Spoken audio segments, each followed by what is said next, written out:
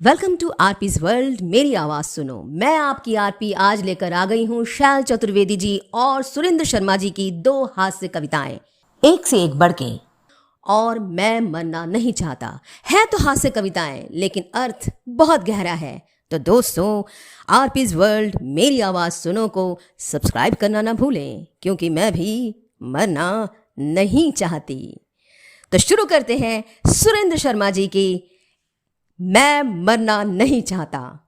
नदी में डूबते आदमी ने पुल पर चलते आदमी को आवाज लगाई, बचाओ बचाओ।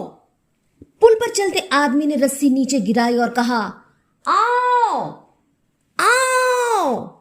नीचे वाला आदमी रस्सी पकड़ नहीं पा रहा था और रह रह कर चिल्ला रहा था, मैं मरना नहीं चाहता, बड़ी महंगी ये जिंदगी है, कल ही तो एबीसी कंपनी में मेरी नौकरी लगी है। इतना सुनते ही पुल वाले आदमी ने रस्सी ऊपर खींच ली और उसे मरता देख अपनी आंखें मींच ली। दौड़ता दौड़ता एबीसी कंपनी पहुंचा और हाफते हाफते बोला, अभी अभी आपका एक आदमी डूब के मर गया है। इस तरह वो आपकी कंपनी में एक जगह खाली कर गया है। ये मेरी डिग्रियां संभाले, बेरोजगार हूं, उसी जगह मुझे लगा ले। ऑफिसर ने हंसते हुए कहा, भाई तुमने आने में तनिक देर कर दी। ये जगह तो हमने हमें 10 मिनट पहले ही भर दी और इस जगह पर हमने उस आदमी को लगाया है जो उसे धक्का देकर तुमसे 10 मिनट पहले आया है। और अब शैल चतुर्वेदी जी की एक से एक बढ़ के। हमारे एक फ्रेंड हैं, सूरत शक्ल से बिल्कुल इंग्लैंड हैं। एक दिन बोले, यार 3 लड़के हैं, एक से एक बढ़ के हैं। एक नेता है, हर 5वें साल 10-20 हजार नोट की चोट देता है। पिछले 10 साल से चुनाव लड़ रहा है, नहीं बन पाया सड़ा सा एमएलए।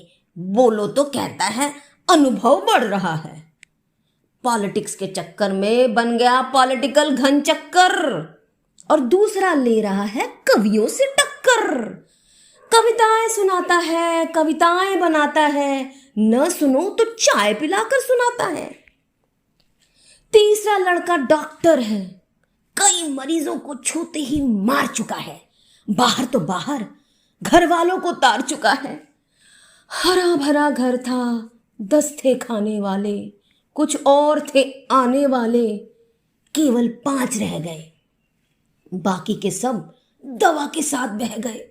मगर हमारी काकी बड़े बूढ़ों के नाम पर वही थी बाकी। चल फिर लेती थी, कम से कम घर का काम तो कर लेती थी, जैसे तैसे जी रही थी, कम से कम पानी तो पी रही थी। मगर हमारे डॉक्टर बेटे का लगते ही हाथ हो गया सन्नीपात। बिना जल की मछली सी फड़फड़ाती रही, 2 ही दिनों में सिकुड़ कर हाफ हो गई और तीसरे दिन साफ हो गई। दुख तो इस बात का है कि हमारी गैर हाजिरी में मर गई। पाला हमने और वसीयत दूसरे के नाम कर गई।